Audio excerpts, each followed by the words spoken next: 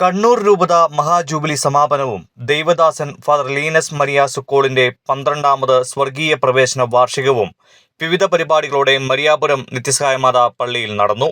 2024 December 24 റോമിലെ വിശുദ്ധവാതിൽ തുറന്നതോടെ ആരംഭിച്ച ആത്മീയ നവീകരണം ലക്ഷ്യമാക്കിയുള്ള ക്രൈസ്തവ സഭയിലെ മഹാജൂബിലിയുടെ കണ്ണൂർ രൂപത പരിപാടികൾക്കാണ് സമാപനമായത്.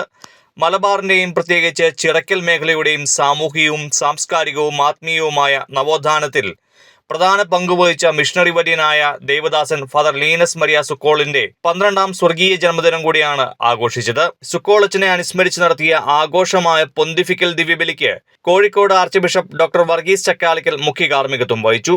Kannur bishop doctor Alex Vadakkumthala, Kannur രൂപതാ സഹായമെത്രാൻ ഡോക്ടർ ഡെന്നീസ് കുറുപ്പശ്ശേരി, രൂപതാ വൈദികർ എന്നിവർ സഹകാർമ്മികരായി.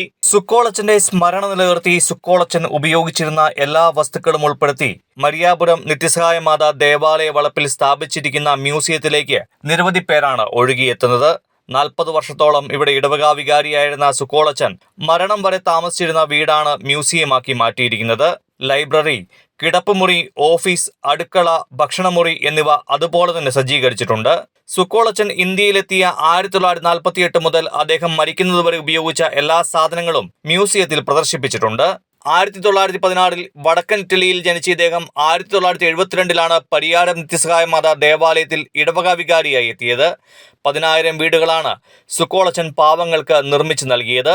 20,000-ഓളം പേർക്ക് ഉപജീവനത്തിനായി കന്നുകാലികളെയും ഓട്ടോറിക്ഷ, ആടുകൾ, തയ്യൽ മെഷീൻ എന്നിവയും വാങ്ങി നൽകിയിരുന്നു. നിരവധി പേർക്ക് ചികിത്സാ സഹായങ്ങൾ നൽകുകയും ചെയ്തിരുന്നു. സുക്കോളച്ചൻ ഉപയോഗിച്ച തിരുവസ്ത്രങ്ങൾ, ബൈബിൾ, വാക്കിംഗ് സ്റ്റിക്കുകൾ, തൊപ്പികൾ, ചെരുപ്പുകൾ, പാപപരിഹാരത്തിന് ഉപയോഗിച്ച ചൂടൽവടി തുടങ്ങി എല്ലാ വസ്തുക്കളും മ്യൂസിയത്തിലുണ്ട്. 2014 ജനുവരി 6 ഫാദർ സുക്കോൾ അന്തരിച്ചത്. അദ്ദേഹത്തിന്റെ ഭൗതികദേഹം അടക്കം ചെയ്ത നിത്യസഹായമാതാ ദേവാലയം കണ്ണൂർ രൂപതയിലെ തീർത്ഥാടന കേന്ദ്രമാണ്.